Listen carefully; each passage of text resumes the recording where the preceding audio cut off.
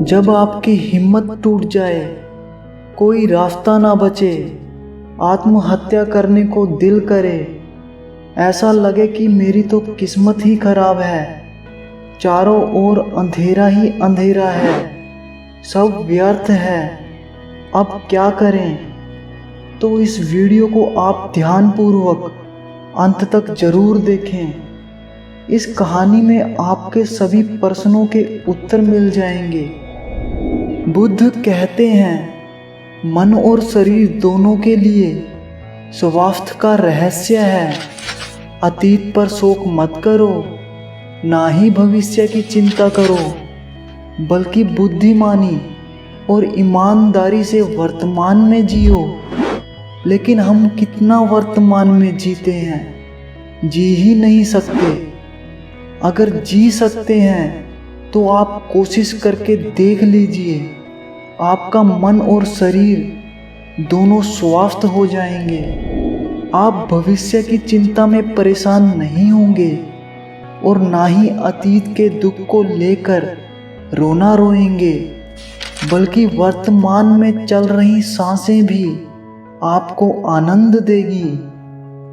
एक समय की बात है, कहीं दूर पहाड़ की चट्टान पर एक व्यक्ति बैठा रो रहा था। वहां से एक बुद्ध भिक्षु गुजरा। उसे रोता देख वह भिक्षु उस व्यक्ति के पास आया और बोला, क्या यहाँ से कूदकर तुम आत्महत्या करना चाहते हो? व्यक्ति कहता है, आपने सही अंदाजा लगाया, मैं चाहता तो यही था, मगर हिम्मत नहीं जुटा पा रहा हूं। भिक्षु कहते हैं, सब कुछ पीछे छोड़कर आए हो या अपने साथ भी कुछ लाए हो? व्यक्ति उस बौद्ध भिक्षु से कहता है, नहीं, मैंने सब पीछे छोड़ दिया है, मैं अपने साथ कुछ भी नहीं लाया। भिक्षु उस व्यक्ति से कहते हैं, तो तुम इतना बोझ लिए क्यों बैठे हो? वह व्यक्ति कहता है, कौन सा बोझ? मेरे पास तो कुछ भी नहीं है, मैं तो खाली हूँ, कंगाल हूँ। भिक्षु उस व्यक्ति से कहते हैं, तो तुम कौन से बोझ के तले दबे जा रहे हो, जो तुम्हारी सांसें भी ठीक से नहीं चल रही हैं? तुम आत्महत्या करना चाहते हो और रो भी रहे हो। खाली इंसान ऐसे तो नहीं रोता। जो कंगाल हो गया हो उसे किस बात का डर है? अपने अंतर में झांको और देखो तुमने कितना बोझा उठाया है, कितना कुछ तुम अपने सिर पर ढो रहे हो। इसे उतार कर रख दो, थोड़े हल्के हो जाओ। कब तक इस बोझ के तले दबे रहोगे?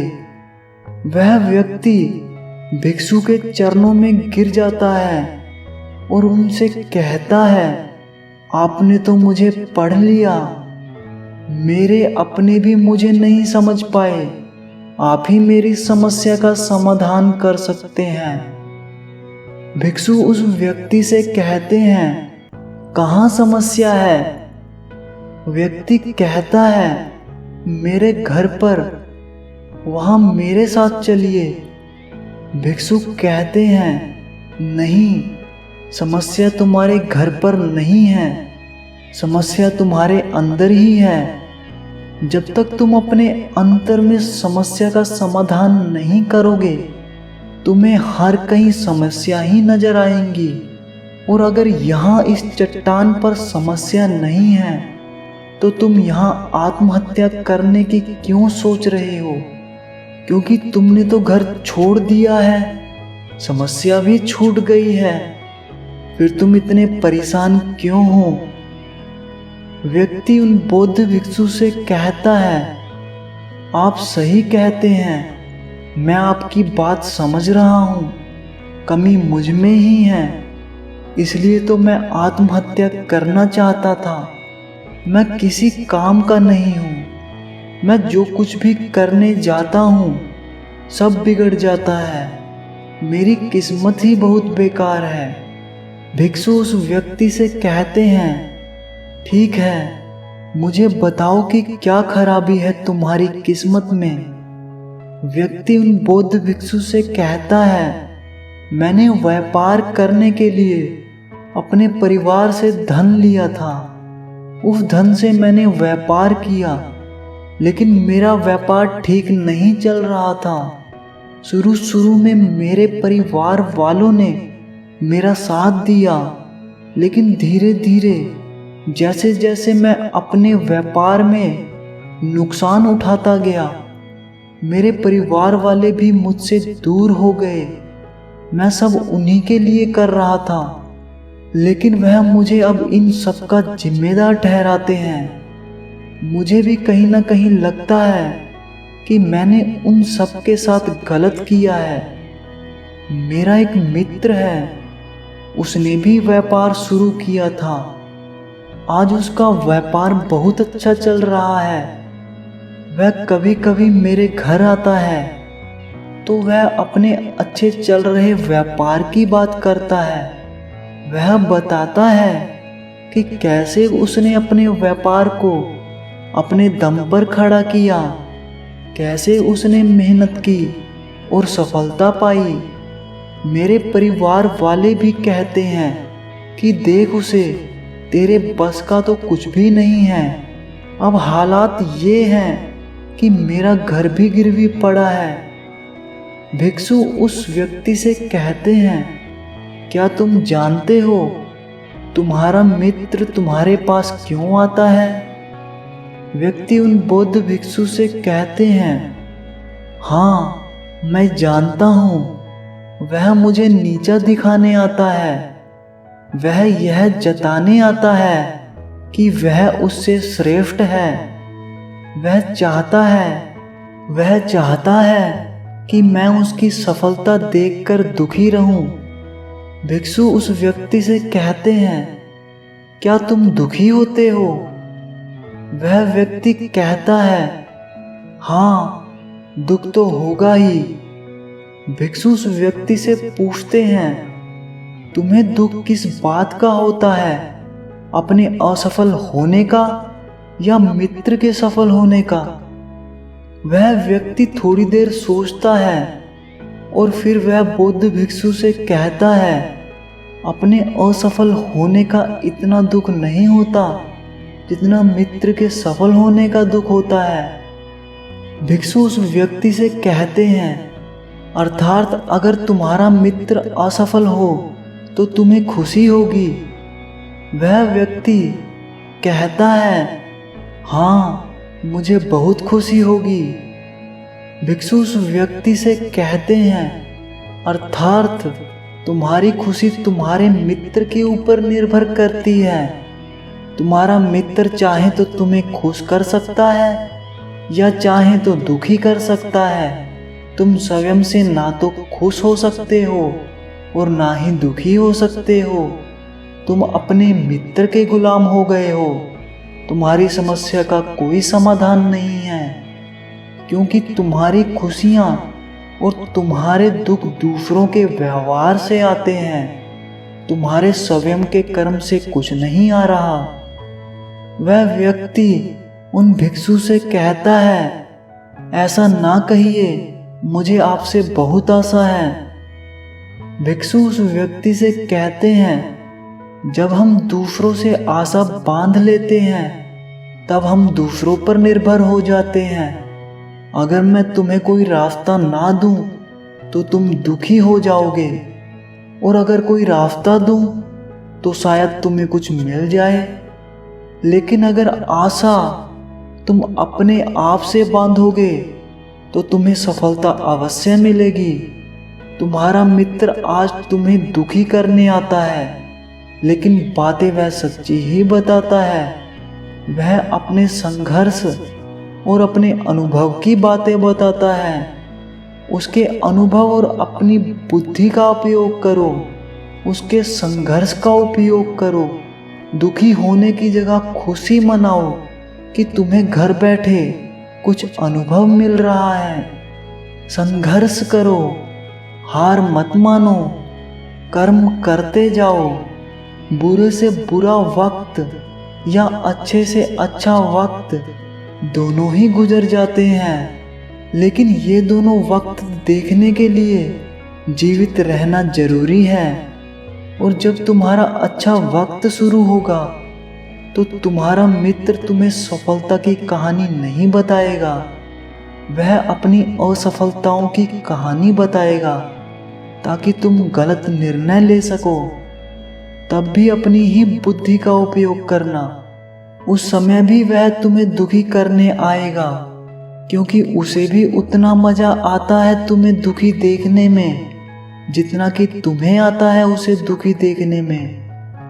व्यक्ति भिक्षु से कहता है, आप सही कहते हैं, मेरे जीवन को मैं नहीं चला रहा, दूसरे ही इसमें सुख और दुख भर रहे हैं। लेकिन क्या अपनों के लिए कुछ करना कुछ गलत है? मैं अपने परिवार के लिए अच्छा करना चाह रहा था, लेकिन वह परिवार ही अब मेरे साथ नहीं है। भिक्षु उस व्यक्ति से कहते हैं, तुम सांत्वना चाहते हो, इस दुनिया में सब सांत्वना चाहते हैं।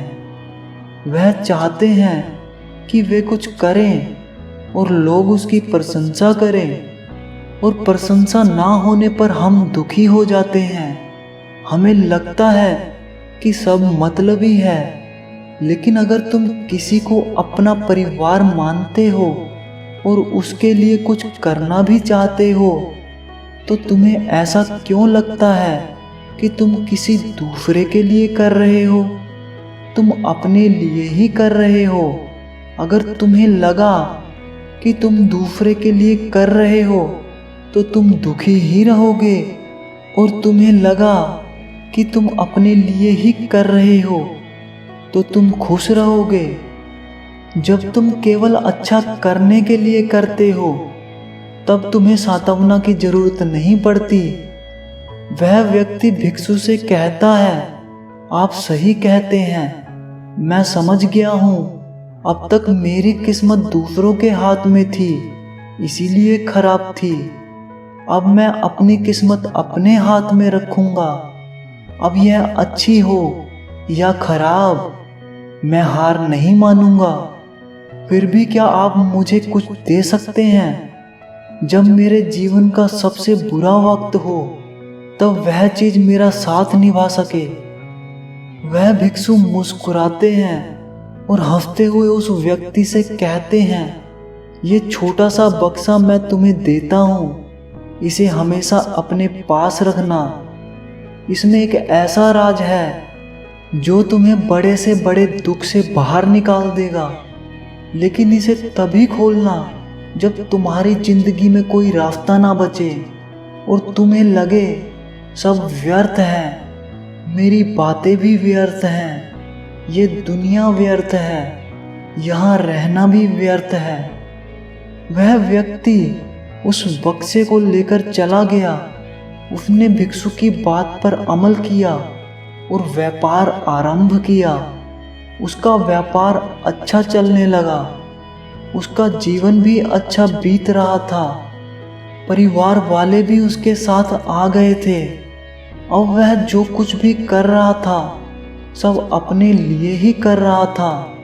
भूतकाल का रोना भी उसने छोड़ दिया था। भविष्य काल की चिंता भी उसने छोड़ दी थी।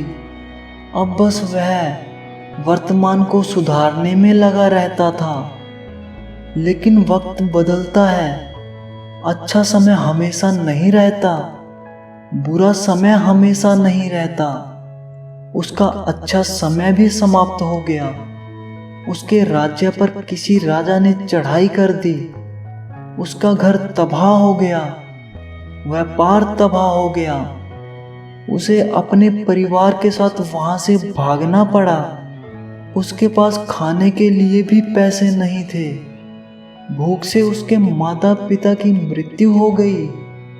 वह अपनी पत्नी और छोटे भाई और अपने बच्चों को लेकर इधर उधर भटक रहा था। उसके बच्चे बीमार हो गए थे।